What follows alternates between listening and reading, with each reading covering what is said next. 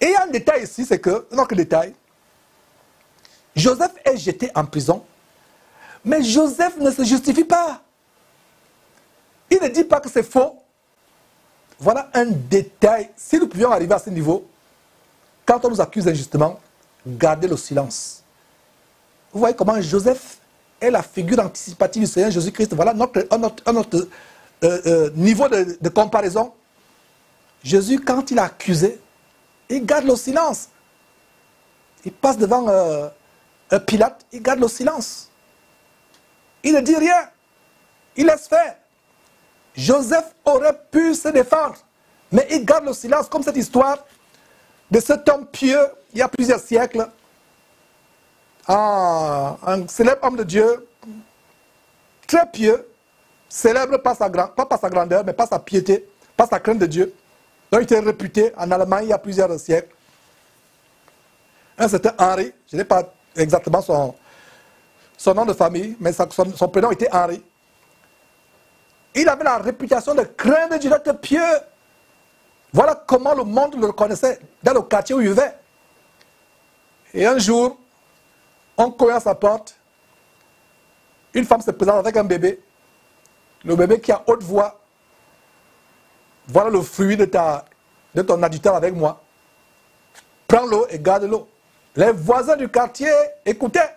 Et en quelques secondes, la nouvelle s'est répandue comme un feu de brousse. Que cet homme, qui paraissait être pieux, qui paraissait condamner tout le monde, savez-vous qu'il a commis l'adultère avec cette femme? Et voilà l'enfant. La femme est venue déposer le bébé. Pourtant, cet homme ne connaissait pas cette femme, il ne l'avait jamais rencontrée. Qu'est-ce qu'il a fait? Il a pris le bébé, il l'a mené avec lui dans la maison. Cet homme n'était pas marié, il était seul. Il a fermé la porte derrière lui. Et il a élevé l'enfant comme le sien. Il ne s'est pas justifié. Voilà comment sa réputation a été ternie. Ternie. Voilà comment Joseph a sa réputation ternie, mais il ne s'est pas plaint. Il n'a même pas dit à son maître, c'est faux ce qu'elle dit. Il est resté tranquille. Est-ce que nous pouvons arriver à ce niveau-là? Donc voilà comment cet Allemand, Henri, cet homme pieux, il n'a rien dit. Sa réputation a été ternie. Les gens qui auraient pu aller vers lui pour qu'il leur prêche la parole, tout le monde s'est retiré de lui. Il a pris le soin d'élever cet enfant selon la voie du Seigneur.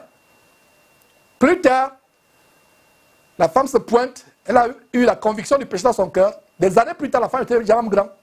Elle est revenue dans le même quartier, crie à haute voix ce qu'elle avait fait. Elle dit, cet homme est un homme bien, j'ai eu la conviction dans mon cœur de venir me repentir publiquement. Tout ce que j'ai fait, c'était un montage. Je ne le connais pas. D'ailleurs, je ne sais même pas qui est le père de cet enfant. Je ne l'ai jamais rencontré. C'est que je voulais tout simplement quelqu'un pour prendre mon enfant. Voilà comment le diable a utilisé cette femme pour ternir la réputation du frère Henri. Mais il a gardé le silence. Mais un jour, peut-être 10 ans, 15 ans, 20 ans plus tard, Dieu s'est occupé de rétablir sa réputation. Il n'y a pas plus grande chose pour un homme de perdre sa réputation, d'avoir sa réputation éclaboussée, comme le cas de Joseph. Mais Joseph a gardé le silence. Lisez-vous qu'il s'est justifié. Lisez-vous qu'il a contesté, exactement comme Jésus-Christ. Il a gardé le silence. Il a dit de Jésus-Christ comme un agneau muet compté dans la boucherie, sans parler. Donc voilà Joseph qui se retrouve en prison. Un homme tellement bon. Voilà donc le détail de la vie de Joseph. Et c'est tout naturellement au verset 21 que l'Éternel fut avec Joseph. Il étendit sur lui sa bonté. Il l'a mis en faveur aux yeux du chef de la prison.